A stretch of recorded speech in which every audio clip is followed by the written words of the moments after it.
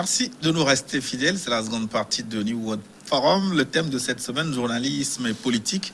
Quel type de relation au bénéfice de la démocratie? Et pour cette seconde partie, vous pouvez participer à cette émission en posant vos questions en direct par WhatsApp par nos invités.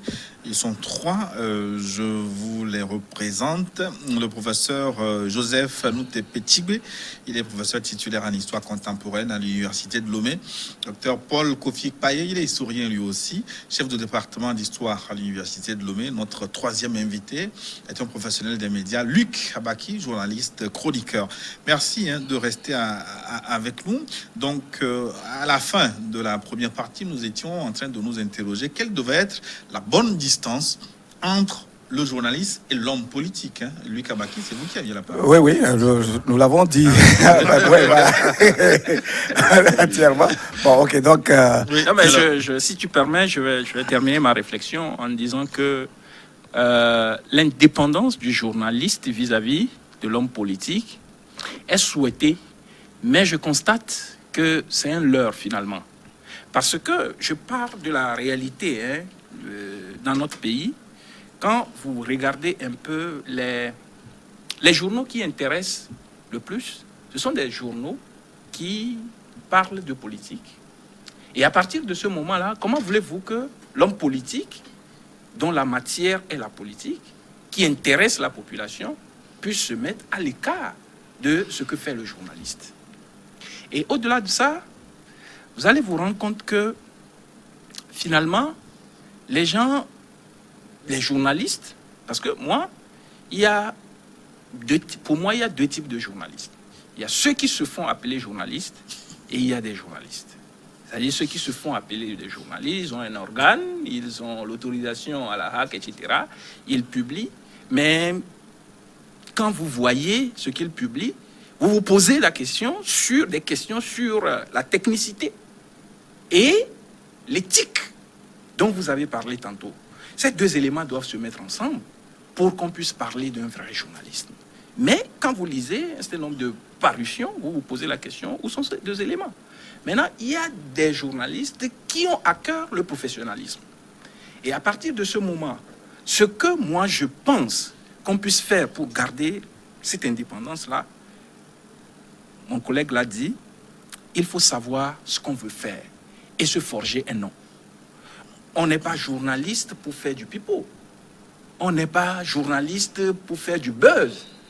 Parfois, on fait du buzz et on revient quelque temps là-dessus pour dire « Ah, excusez-moi, je ne me suis pas donné le temps d'investiguer suffisamment, de documenter la question, donc ce que j'ai publié, c'est une erreur. » Moi, quand je vois ça, je dis « Mais on a raté quelque chose. » On a raté quelque chose. Le journaliste, c'est d'abord l'investigation. C'est-à-dire que tu dois coupler les informations, tu dois essayer quand même de vérifier les tenants et les aboutissants de l'information avant de pouvoir la mettre sur la place publique. Mais quand on est on court vers je ne sais où on veut créer le scoop, on veut être le premier à donner l'information sans pour autant prendre des dispositions pour être sûr que l'information qu'on met sur la place publique, c'est une information suffisamment documentée, inattaquable. Moi, ça me pose problème. Oui, mais votre critique est plus générale parce qu'elle n'est pas seulement liée à la proximité avec les hommes politiques. Alors, pour reposer la question autrement, docteur Paye, le journaliste peut-il être ami à l'homme politique? Peut-il manger dans le même plat que l'homme politique et faire correctement son travail? Moi, je dis dans l'absolu, oui. Il peut, si véritablement il sait ce qu'il veut faire, il sait le métier qu'il exerce. Est-ce que c'est possible si Norbert Zongo avait une fois déjeuné avec François Compaoré, peut-il enquêter sur la mort du frère de son chauffeur? Puisque je m'amuse souvent à dire que quand on est loin du milieu politique aussi en tant que journaliste, on n'a pas les vraies informations. Donc on peut être près de l'homme politique parce que nous cherchons une information. Je cherche quelque chose pour alimenter mon journal. Est-ce que vous pouvez être ami avec un homme politique et écrire, révéler, faire des révélations sur sa vie? Oui, si ces révélations sont vraies et que nos relations sont des relations purement professionnelles, je crois que le journaliste est à même de faire des révélations, mais dans le respect des règles de l'art. C'est-à-dire, quand on fait des révélations sur les hommes politiques et qu'on ne touche pas à leur vie privée, c'est-à-dire à leur vie intime, mais on s'en tient seulement à ce qui quitte le privé pour aboutir dans le public, c'est-à-dire là où le privé est utile au public, je crois que le journaliste peut faire son travail en respectant les règles de l'art. Si le journaliste ne se fait pas financer par le politique, il peut, à bon droit, et qu'il est ancré dans le professionnalisme, il peut, à bon droit, écrire sur le politique sans, comment dirais-je, s'attaquer Ça écorner à l'image, vraiment, sa vie privée, Voilà. par exemple. Et ça aussi, c'est un problème qui se pose avec récurrence. C'est-à-dire que il ne faut pas que l'on confonde le journalisme professionnel et le journalisme de caniveau. Non, en fait, appelons les choses par leur nom. OK? Pour faire sensation, pour faire du scope, on écrit des choses de bas étage sur l'homme politique, alors que, en fait, ce dont on a besoin, ce n'est pas la vie privée de l'homme politique. Oui. Mais c'est le rapport de l'homme politique à la politique, Alors, à la gouvernance de la chose publique. C'est un C'est ça. personnage. Alors, j'ai une question à Luc Kabaki, mais je vous reviens dans un instant pour vous poser une question précise, hein, parce Ok. qu'il me semble que c'est vous qui ne faites pas correctement votre boulot, puisque vous deux, vous intervenez à l'Institut de formation des journalistes de l'Université de Lomé. Ça veut dire que c'est vous qui déversez de mauvais journalistes sur le Ah non. sur le marché. Non, On me répondrait tout On à va l'heure. répondre. Mais je voudrais tester votre hypothèse. Luc Kabaki, est-ce que vous avez des amis politiques? Mais bien sûr, non, vous savez, en fait, la première qualité qu'on peut rechercher chez un journaliste, c'est son accessibilité, c'est sa capacité à être ami à tout le monde, à causer avec tout le monde. C'est ça qui lui permet d'accéder facilement aux bonnes informations. Donc, ça veut dire que le journaliste lui-même doit être ouvert d'esprit. Mais ce n'est pas une manière pour rentrer dans la compromission. Il doit rester vigilant pour savoir exactement ce qu'il veut et où il veut aller. Donc, comme il a dit, il faut qu'il ait à l'esprit de se forger une identité, une personnalité. Et donc, garder la bonne distance entre lui et l'homme politique, et même l'homme économique, etc. Mais il a sa voie qu'il trace. Il est professionnel d'un métier. Il doit pouvoir s'affirmer comme tel et inspirer respect. Et c'est quoi la Voyez-vous? bonne distance? C'est refuser des cadeaux que vous offrent les hommes politiques? Mais bon, si c'est des cadeaux désintéressés, c'est-à-dire que quoi un cadeau si nous sommes des amis, Oui, c'est non quoi mais un bien cadeau sûr, désintéressé? de toutes les façons, lorsqu'on Il y a des cadeaux, en moi, réalité. moi je ne peux pas refuser un cadeau, mais le cadeau ne peut pas me faire rentrer dans la compromission. C'est-à-dire, c'est pas parce que vous m'avez fait un geste que je vais écorner mon image en donnant une information qui n'est pas bonne ou bien en rentrant dans la flagornerie pour monter votre image comme si vous étiez Oui, mais une étoile polaire si le cadeau alors est que... vraiment cadeau, est-ce que vous pouvez faire encore votre boulot? Il y a quelqu'un Mais bien qui a sûr, l'habitude ça, de ça, dire, ça, je vous pense savez, que- les relations il y a sociales, pompon et pompon. Hein. de toutes les façons, si vous sentez le piège, c'est à vous de vous affirmer, comme on le dit. C'est clair que moi, je ne sais pas comment je peux dire Est-ce que vous à pouvez prendre un quelqu'un... grand pompon et... Non, mais Gilles, ce que je veux dire pour appuyer ce qu'il dit, quand on est amis, on se donne le temps de se connaître. Absolument. OK? Et je sais que ce problème-là, je ne peux pas le poser à Gilles. Je ne peux pas lui demander telle faveur. Parce que je connais tes principes. Cela voudra dire que quand le journaliste, il est ouvert, il s'approche des milieux politiques, il faut que son identité soit mise en avant. Pour que l'homme politique sache que ce journaliste, je ne peux pas lui demander Voilà. ça. Parce qu'il n'acceptera pas. Mais à partir du moment où vous y allez, sans montrer ce que vous êtes réellement, votre ligne éditoriale et tout, C'est ça. mais vous allez vous compromettre. Vous êtes C'est ça. vulnérable. Voilà. Dès les premiers jours, il faut mettre les points sur les i. Chacun affiche son identité clairement. On est amis, voici ce que je peux faire, jusqu'où je peux concéder, je peux faire des concessions, mais au-delà, je ne pourrai pas. Alors- Donc ça pourra te protéger en tant que journaliste. Donc la conclusion que je tire de ce développement, c'est que l'homme politique cherchera toujours à mettre son grappin sur le journaliste. Donc il revient au journaliste D'être vigilant. de construire sa personnalité et de savoir où il met les pieds. C'est cela que vous voulez dire, Oui, docteur c'est ça, Poirier. parce que l'homme politique, l'information, comme quelqu'un l'a dit tout à l'heure, celui qui a l'information a le pouvoir. C'est ça qui fait que l'information tient une place capitale au sein de toute société. Et l'homme politique a besoin de contrôler cette information-là. Donc, les journalistes qui sont les professionnels de cette information-là doivent faire circuler cette information selon les règles liées à la déontologie, à l'éthique, etc. Parce que pour le journaliste, il faut qu'il fasse tout pour être le plus professionnel possible. Et là, son identité, son image, son aura, tout est engagé. Si on sait que Luc fait du bon boulot, dès qu'un numéro du journal de Luc sort, je vais lire. Parce que je sais que Luc va m'informer. Mais quand je sais que Luc, c'est un titrologue, il met un grand titre, mais à l'intérieur, il n'y a rien. Ou bien je sais que Luc, il n'est que le relais de telle sensibilité politique, mais je ne serai pas intéressé. Peut-être il sera populaire auprès des masses qui...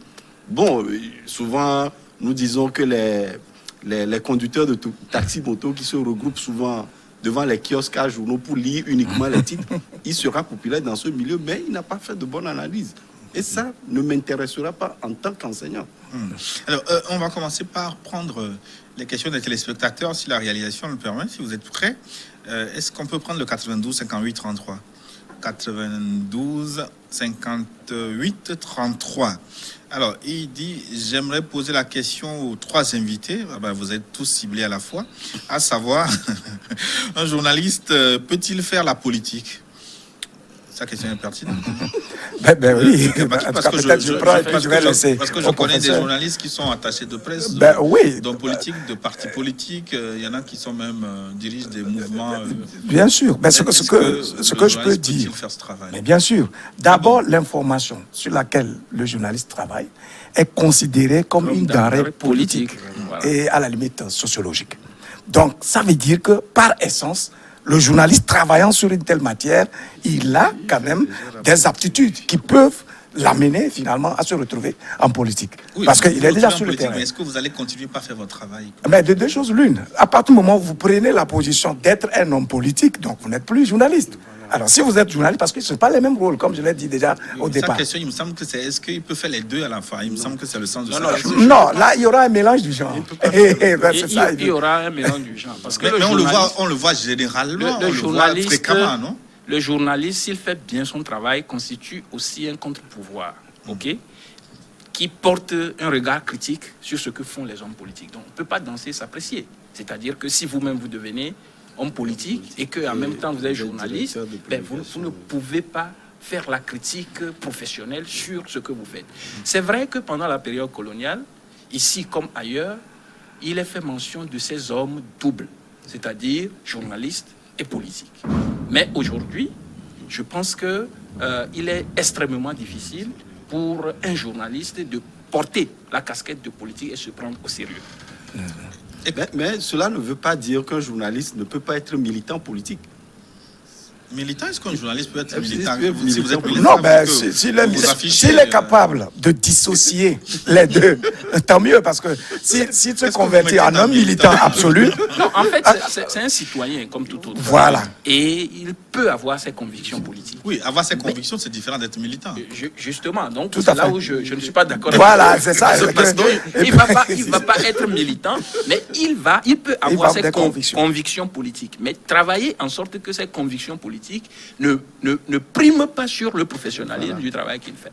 Voilà, c'est en cela qu'il ne peut pas être un militant. Sinon, en réalité, le journaliste a toujours été celui qui fait et défait l'homme politique, en réalité. Voyez-vous? Donc, à partir du moment où il est là, ça veut dire qu'il doit avoir une position transversale par rapport à l'homme politique, et de telle manière que il soit capable de le lever parce qu'il est convaincu de la vision ou même de l'idéologie que la personne porte. Il est convaincu que cette personne-là, si on l'émerge, pourra justement faire l'affaire pour la société. C'est pour ça que j'ai parlé au départ de la vision et d'une capacité donc à percevoir donc les vrais problèmes de la société. Pensez à des solutions, et quand vous pensez à des solutions, vous allez pouvoir vous retrouver en des hommes politiques qui portent les mêmes idéologies que vous. Et là, vous pouvez effectivement les élever comme il se doit, tout comme vous pouvez les défaire parce qu'ils sont porteurs des idées qui sont corrosives, qui ne sont pas fructueuses, etc. pour la société. On va Les défaire en ne s'attaquant pas à leur Non, vie pas du privée. tout, pas du tout. C'est-à-dire que, oui, cette nuance est importante. C'est très important. C'est-à-dire que, en fait, ça partit des idées que vous propulsez, que vous relayez, que vous travaillez, que voilà, la vision d'un leader politique peut émerger dans la société. Bien entendu. On va prendre le 91-62-16, 91-62-16 qui nous écrit de Kara, pas très loin En tout cas, c'est dans de le chez Togo. Luc Abaki, le fils de Koubéa. Alors, c'est plutôt, ça semble être plutôt une contribution. Qu'est-ce qu'il nous dit, Monsieur Tagman? Il dit, il faut bien remarquer que certains politiques se servent de certains milieux, certains journalistes pour arriver à leur fin, et ceux-ci, animés d'un esprit de satisfaction personnelle, bravent le métier qui, en réalité, devait constituer une lumière pour le peuple et donc de la démocratie. Oui, bon, je pense que c'est une bonne contribution. En réalité, comme on le dit, le journaliste doit être au service d'une cause et non d'un individu ou d'une personne, d'une personnalité si puissante soit-elle. Non, il doit être au service d'une cause qui concerne justement le devenir de la société elle-même. Voilà. Mais comment garantir la valeur intrinsèque du journaliste? Comment faire en sorte qu'il reste dans ces lignes? Parce que c'est cela la question, tout le monde professe cette foi, mais le constat sur le terrain, c'est que les journalistes, en tout cas pour la plupart, sont loin du compte. C'est une question de fidélité. C'est-à-dire qu'il faut être fidèle à sa ligne éditoriale. Parce qu'aujourd'hui, vous avez des hommes doubles, pas à la manière d'hommes politiques et journalistes, mais des hommes qui, aujourd'hui, qui peuvent compromettre compromettre avec leur ligne éditoriale. Et c'est ça le danger. Parce que quand on est journaliste, on est reconnu à partir de son identité. Et quand vous prenez des auteurs comme Marie Firenze, qui a étudié longuement le journalisme au Congo, elle a montré clairement que le journalisme, c'est d'abord une question d'identité. Alors, si vous ne prenez pas ça au sérieux ou comme cela, c'est-à-dire en tant qu'identité, mais vous allez aller dans tous les sens. Et ça risque justement de jeter du discrédit sur votre profession. Ma question, comment se fait-il? Il y a des mécanismes de régulation des médias. Est-ce qu'ils ne réussissent pas à faire couper ce cordon ombilical entre journalistes et hommes politiques? Pourquoi, malgré la mise en place de ces mécanismes, l'État qu'on constate de... Oui, moi, par exemple, chez nous ici, c'est le code de la presse. Il y a des mécanismes de régulation, il y a la HAC, tout ça là. Mais une chose est que ces institutions, ou bien ces mécanismes-là existent. Une autre en est que le journaliste puisse véritablement faire son travail en respectant le code d'éthique et de déontologie. Est-ce que vous voyez donc aujourd'hui dire que est-ce que le journaliste, malgré l'existence de ces mécanismes, pourquoi cette dérive? Tout simplement parce que sur le terrain, les journalistes ne veulent pas rester fidèles à leur ligne éditoriale. Les journalistes ne veulent pas soigner, ne sont pas capables, pas ne veulent pas, mais ne sont pas capables de faire du journalisme, c'est-à-dire du vrai journalisme. On a tout dit sur ce plateau à partir des moyens qui n'existent pas, la précarité du métier, tout ça là. Mais il faut qu'on en arrive à un journalisme professionnel. C'est-à-dire, le journaliste peut être engagé. Oui, ça c'est normal, mais il faut que cet engagement soit fructueux, soit un engagement productif sur la société. Si un journaliste qui est double, il y en a même qui prennent ou bien qui s'agrippent sur les hommes politiques d'obédience différente. À partir du moment où leur intérêt est satisfait, aujourd'hui ils s'appuient sur l'opposant, demain c'est sur le pouvoir, etc. Ce n'est pas bien pour ce métier-là qui est très important en société. Le professeur l'a dit tout à l'heure que le journaliste, en réalité, a pour rôle d'éclairer le citoyen. Si le journaliste ne fait pas ce travail d'éclairage du citoyen en respectant les règles de l'art, il peut-être enfonce le citoyen dans la naïveté dans l'insouciance. Donc c'est pourquoi ce métier, vraiment, il Il faut faire quelque chose. Mais je vous réservais une question là. Vous formez des journalistes, pas sur le plan technique, mais vous intervenez dans un institut de formation des journalistes. Pourquoi vous n'arrivez pas à redresser là-bas? Non, en fait, il faut dire clairement que nous, notre influence sur cette formation, elle est limitée, puisque nous donnons des cours d'histoire politique, histoire culturelle, etc. aux journalistes. Maintenant, le contenu même de la formation, les techniques, etc., c'est pas nous qui donnons ça. Nous faisons partie du corps professoral, mais je pense que ce n'est pas une raison pour incriminer les collègues qui enseignent. En fait, tout dépend de l'étudiant qui vient poursuivre des cours de journalisme. Quand vous voyez les maquettes de formation, on ne peut pas en demander mieux. Parce que quand vous comparez avec ce qui se fait ailleurs, mais c'est bien élaboré. Donc la faute, ce n'est pas aux formateurs, mais la faute, c'est aux journalistes, c'est-à-dire aux formés. À partir de ce moment, et ça ne se limite pas seulement. Vous avez le bon rôle. Non, c'est pas ça. C'est pas seulement. Enfin, nous ne le disons pas seulement par rapport aux journalistes. C'est de façon générale. Voilà. Ça dépend de l'étudiant qui vient se faire former. Vous avez beau lui donner la meilleure formation possible, il lui appartient de faire ce qu'il en veut, ce qu'il veut de cette formation-là. Et donc, à partir de ce moment, je ne pense pas que... C'est vrai, dans nos rangs, il y a aussi des formateurs qui sont vraiment médiocres. Ça, il faut le dire. Parce que moi, oui, bien sûr.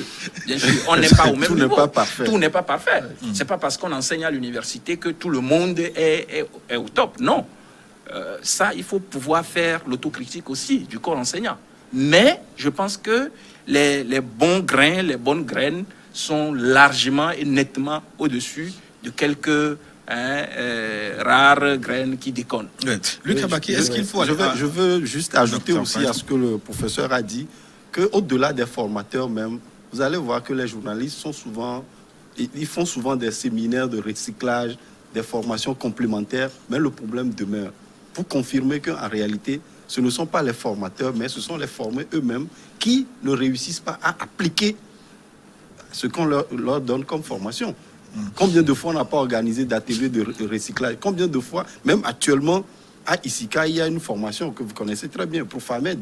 On fait tout pour donner aux journalistes le meilleur de nous-mêmes, ce qu'on veut qu'ils deviennent. Mais sur le terrain, comme on dit chez les militaires, c'est le terrain qui commande. Oui, justement. Pourquoi est-ce que les journalistes d'hier, on en parlait tantôt, qui ont suivi les mêmes formations, sont excellents, entre guillemets, comparativement à ceux que nous formons aujourd'hui?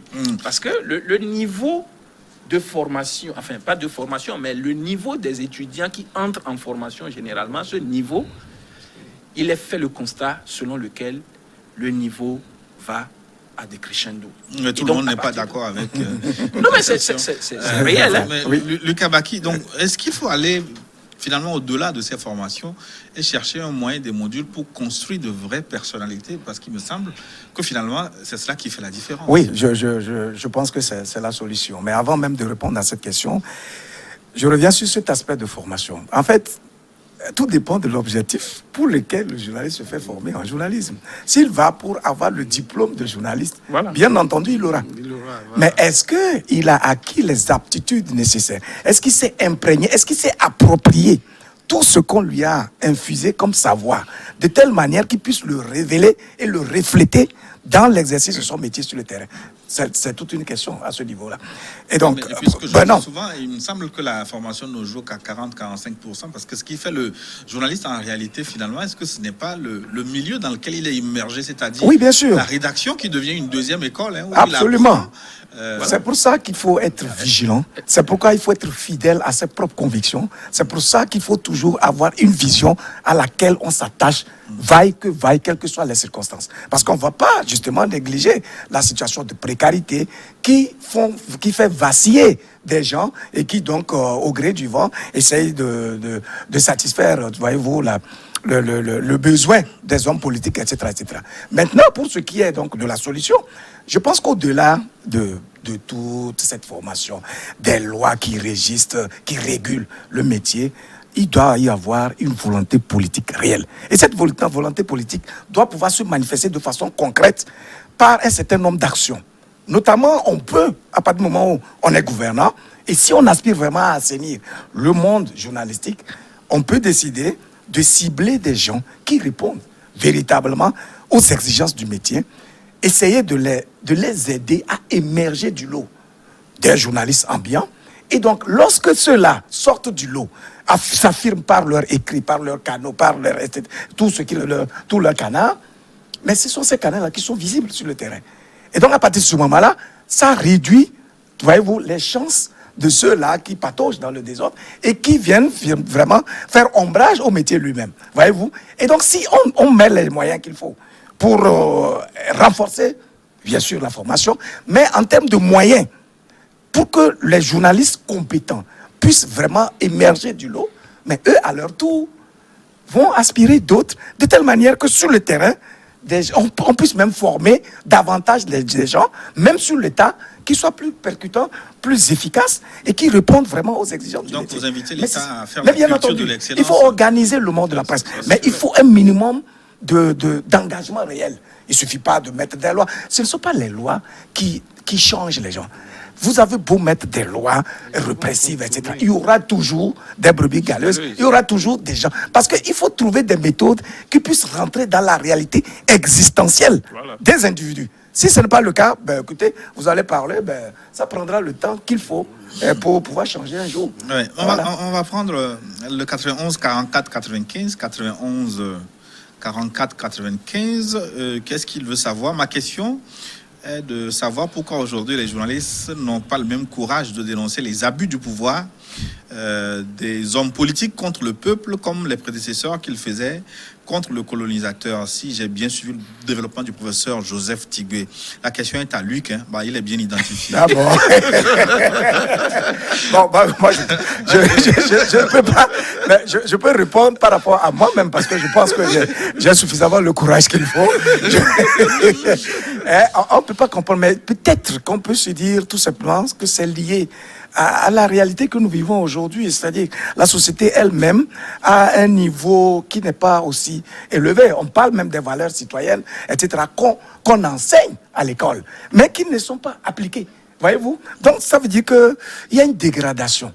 Il y a une dégradation des valeurs qu'il faut déplorer et il faut donc prendre des mesures, disons, assez sérieuses, et par des actions concrètes, comme je l'ai dit, que ce soit dans le domaine du journalisme ou ailleurs, que le gouvernant puisse être plus présent, plus inventif, plus humain, et donc faire en sorte que, franchement, on puisse avoir une nouvelle société qui va émerger. Mais sinon, les gens ne sont pas courageux, bien entendu, et donc ils vont ramper. Monsieur Tigbe, est-ce que les interférences entre le champ politique et le champ journalistique nourrissent la répression exercée parfois sur le milieu de la presse? Est-ce que c'est seulement parfois? C'est souvent.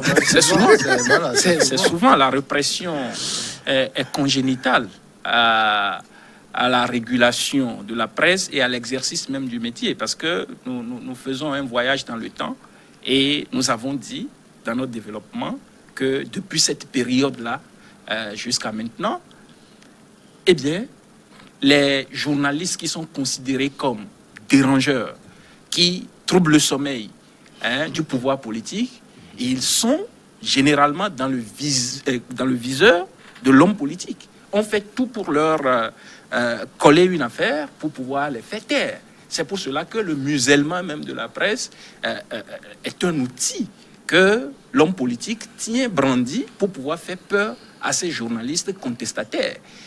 Alors, pendant la période coloniale, comme nous l'avons montré dans notre article, il y a eu de ces gens qui ont dit advienne que pourra. Même si vous me jetez en prison, je purge ma peine, je sors de la prison et je reprends ma plume pour continuer à dénoncer. Mais est-ce que journaliste veut dire forcément dénonciation? Non, tout dépend du contexte.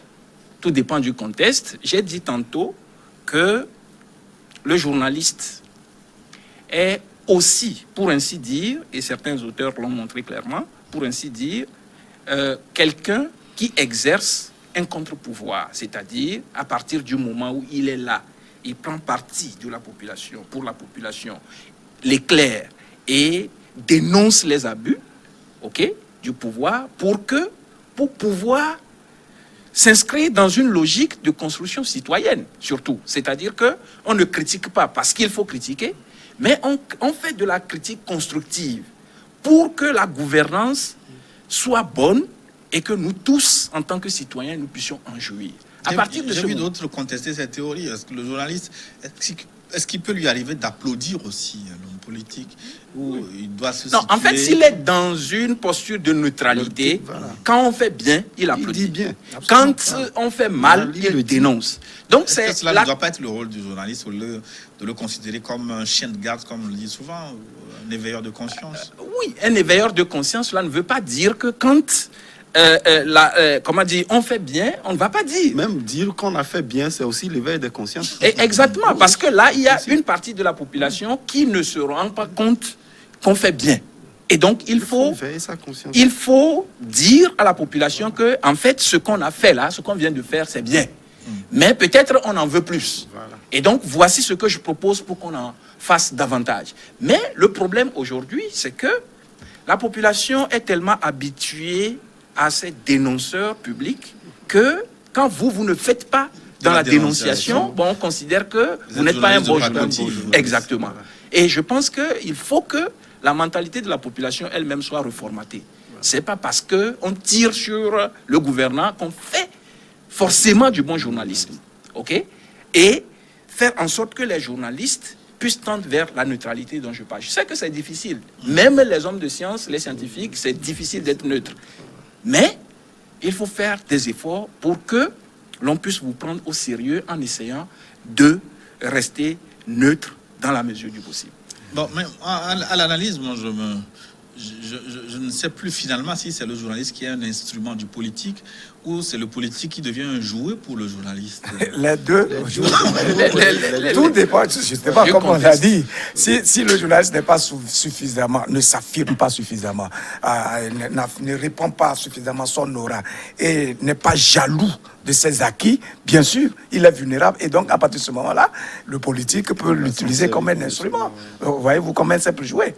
Mais s'il s'affirme comme il se doit, bien entendu, c'est lui alors qui doit pouvoir aider l'homme politique à se faire véritablement. Comme on l'a dit, c'est le journaliste qui doit pouvoir éveiller les consciences, aussi bien des citoyens que des hommes politiques eux-mêmes, parce que eux, ils sont dans un bord politique avec une conviction donnée, mais il faut leur ouvrir le champ de réflexion à partir des sujets que vous évoquez, qui peut-être échappent à leur attention. Voyez-vous? Donc, le journaliste, il a un rôle, disons, central en réalité, dans la formation et dans l'éducation même du citoyen. Mais quand il n'a pas conscience de ça, bien sûr, il est là, il va finalement divaguer. Et il sera à la merci de tout le monde. Et c'est ce qui fait que finalement, on n'a pas des gens dans notre société qui jouent ce rôle de sentinelle et qui éveillent les consciences, qui encensent, il faut encenser, comme il a dit. Lorsque vous dites que c'est bien fait, c'est aussi un éveil de conscience. Parce que ce n'est pas tout le monde qui comprend la portée de l'acte qui a été posé. Et donc, vous, en tant que journaliste, vous êtes censé rentrer dans la réalité, pour comprendre le sens des actes qui sont posés et donc les ressortir à travers vos écrits. Mais si vous dites seulement que vous êtes là dans la dénonciation, sans même proposer des solutions alternatives, je crois que là, votre travail n'a pas d'intérêt, en fait. Pour ajouter à ce que vous avez dit, je pense que tout dépend aussi du contexte. Pendant la période coloniale, les journalistes contestataires se sont servis. Nous avons dit que c'était des hommes politiques, se sont servis du journaliste comme un instrument pour pouvoir atteindre leurs objectifs. Maintenant, dans un contexte de dictature, le politique se sert du journaliste comme un jouet. J'en veux pour preuve les déclarations que les journalistes des médias d'État ont faites dans le cadre de la conférence nationale. Quand vous avez des journalistes qui viennent dire, mais écoutez, on nous a fait lire des tests truffés de mensonges, et nous-mêmes, on savait que c'était des mensonges, mais dans un contexte où on veut faire du journalisme un instrument de propagande. Voilà. Pour atteindre un objectif affiché, c'est-à-dire construction nationale, unité nationale, développement, etc. Quand bien même vous êtes conscient des abus, des mensonges, etc., vous êtes obligé de le dire parce que vous êtes fonctionnaire. Voilà. Donc, dans ce contexte-là, eh bien, le politique se sert du journaliste comme un jouet, justement, pour pouvoir assouvir ses ambitions. Alors, Louis Kabaki, regardez de Kara, hein, son ancien camarade Bilabina Maraoulé, vous dit bonjour. Ok, je lui dis bonjour en retour. Ah bah, il vous dit félicitations. Il dit qu'au lycée, il se cachait pour vous écouter lire vos cours au lycée. Et donc, depuis là, que vous aviez un talent de journaliste. Ah, c'est un plaisir. Merci beaucoup. Il est heureux de vous découvrir aujourd'hui.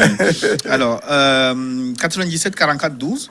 97 44 12. Ma question s'adresse particulièrement au professeur Tigbe.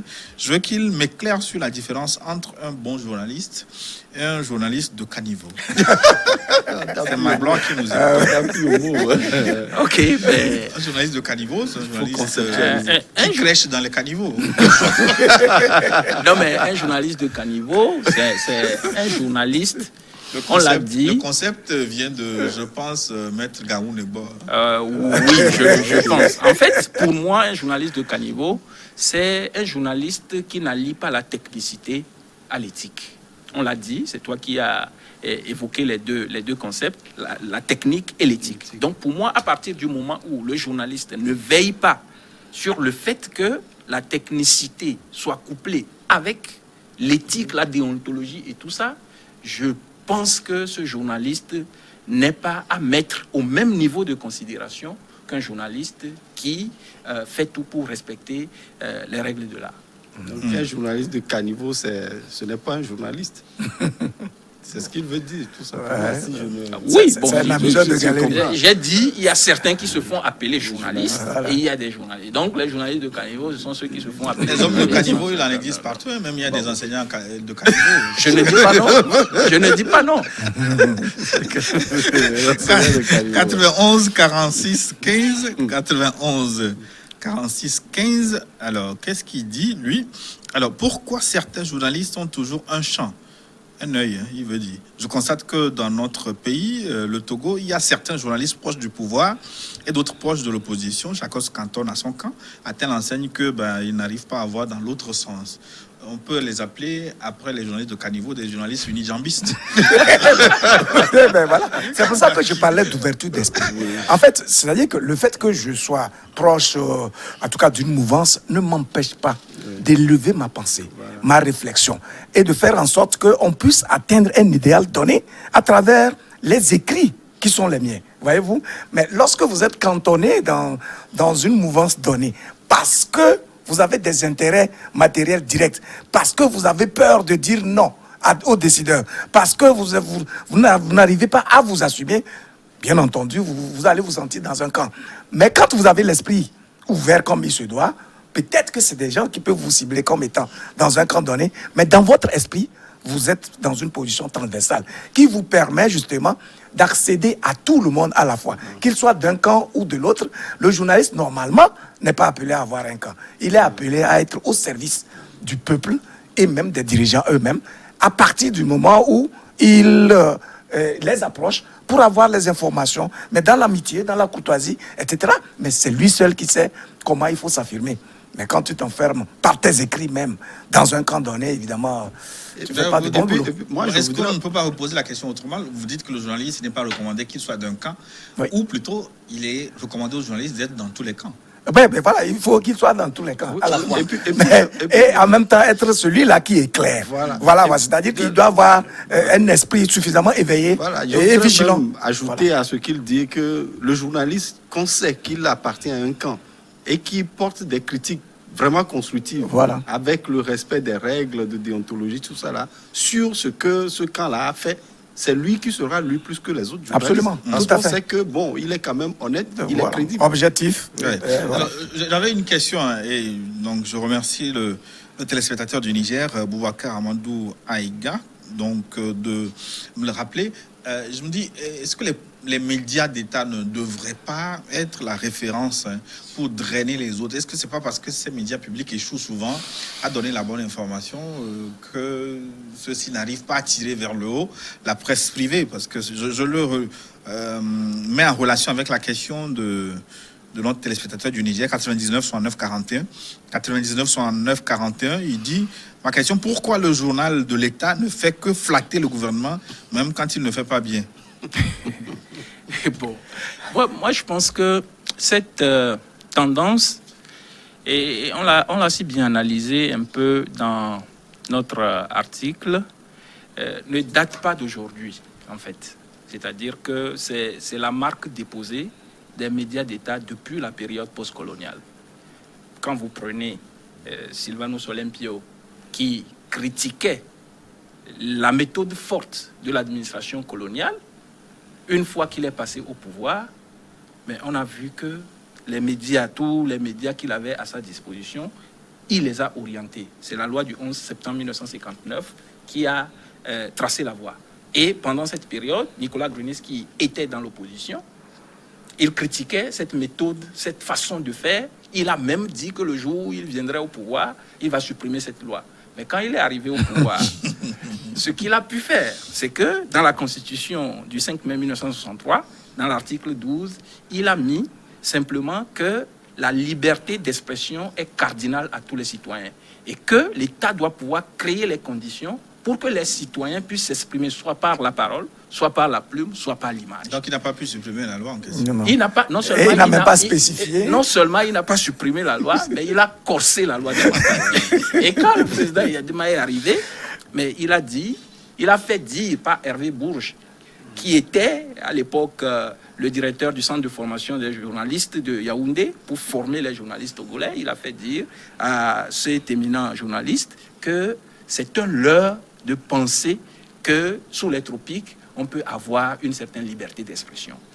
Et quand vous voyez très bien, Radio Lomé, créée en 1953, la TVT 1973, Radio Cara, Top 1975, etc., la ligne RTNM, Radio-Télévision de la Nouvelle Marche. Exactement. La ligne a été dressée pour que tous ces médias-là encensent le pouvoir. C'est vrai qu'avec la rupture intervenue en 1900, la rupture n'a été d'ailleurs que de courte durée. Dans les années 91. 91. Mais aussitôt après. Puisque avant 1991, le code de la presse et de la communication qui a été érigé était considéré comme liberticide. Et donc, après la conférence, après la parenthèse de la conférence nationale, ce code a été revisité 3 fois. Et lorsque Pitan Chala est arrivé en 2002, je pense, comme ministre de la communication, il a corsé davantage. Il a fallu les 22 engagements pris par le Togo vis-à-vis de l'Union européenne en 2004 pour qu'on puisse avoir une certaine ouverture. Et même ça, vous voyez que quand vous suivez la télévision nationale, quand vous suivez Radio Lomé, etc., la ligne éditoriale est vraiment figée. Vous devez rentrer dedans ou alors on vous éjecte. On va faire un tour de table pour conclure cette émission. Je vais commencer avec vous, docteur Paye. Quels sont en réalité les vrais obstacles à l'érection d'une presse indépendante, d'une presse professionnelle, où il faut oublier cette histoire, ça n'existera pas? Non, on ne peut pas dire que cela n'existera pas. On peut avoir une presse professionnelle. Que faire alors? Et que en faire? une minute? Moi, je crois qu'il faut former. Il ne faut pas baisser les bras dans le cadre de la formation. Il faut peut-être revisiter ces formations-là. Et il faut maintenir la sensibilisation et le recyclage permanent des journalistes. Et assainir les milieux financiers de cette presse-là aussi. Donc, je crois que ces 3 éléments réunis, on peut tendre vers une presse professionnelle. C'est-à-dire contrôler les sources de financement aussi de la presse? Oui, c'est important. On doit le faire. On doit le faire. Parce que si on laisse la porte ouverte à tout financement, c'est ça qui fait que dans l'obscurité, les choses se passent. Et c'est à travers les parutions qu'on voit que vraiment, il n'y a rien qui se fait comme travail journalistique. Le Kabaki, Oui. que faire pour l'émergence d'une presse Je crois que je l'avais dit indépendante? en ce qui concerne la volonté politique et des actions concrètes, faire en sorte qu'on puisse faire émerger des modèles dans le monde du journalisme et donc qu'eux, en leur retour, puissent tirer les autres vers le haut. Mais aussi, il faut que le politique, quelque part, travaille sur lui-même pour faire tomber son ego. Pourquoi la presse officielle est obligée d'encenser les officiels? C'est parce que quand vous vous adonnez à une critique, ils sont tellement susceptibles à la critique que, mais, écoutez, vous risquez votre propre vie, en tout cas votre boulot, etc., etc. Pourquoi? Parce que justement, ils ne sont pas ouverts d'esprit, ils n'acceptent pas le principe même de la critique. Or, la critique, c'est un principe cardinal qui fait évoluer la société. Donc, il faut, pour qu'ils puissent être capables d'accepter la critique, y compris sur les médias d'État, il faut bien qu'ils ouvrent leur esprit, qu'ils baissent un peu leur ego et qu'ils comprennent qu'en fait, un média d'État n'est pas une propriété privée. C'est-à-dire que c'est l'argent du contribuable du pays qui finance la vie du média en question. Et donc, ces journalistes exerçant sur les médias officiels devraient aussi pouvoir jouir d'une liberté qui leur permette de faire leur travail dans le respect de l'éthique et de la déontologie. C'est fondamental. Si les politiques n'acceptent pas cela, ce principe-là, on a beau parler, tant que le pain du journaliste est menacé, il risque d'abréger sa propre vie. Voilà. Merci pour ces conseils fort utiles hein, qui peuvent guider les chaînes du futur. Hein. Moi, je vais simplement dire ceci. Saint Augustin, le père de l'église algéroise, disait « Fleuris là où tu es semé ». Et mon invite adressé aux journalistes, c'est de fleurir dans le monde journalistique là où ils sont semés. Et pour fleurir, il faut avoir une identité, il faut se donner des modèles. Aujourd'hui, c'est vrai que le monde médiatique est en perte de vitesse parce que on n'a plus de gens qui inspirent. Et c'est en cela que je rejoins ce que Lucas dit. Il faut que l'État aide à faire émerger des gens qui suscitent le bon travail, la motivation auprès de la jeunesse ou de la génération montante. C'est pour moi une des conditions fondamentales pour que nous puissions tendre vers un journalisme indépendant vis-à-vis des milieux politiques. Merci, professeur Tigwe. J'espère que vous avez vu quelques fleurs sur nos têtes quand même. Hein. Ouais, on est en train de fleurir. Là où nous sommes. Et nous arrivons donc à la fin de notre forum de cette semaine. Merci de votre fidélité. Dans un instant, une nouvelle édition du journal sur votre chaîne. À très bientôt.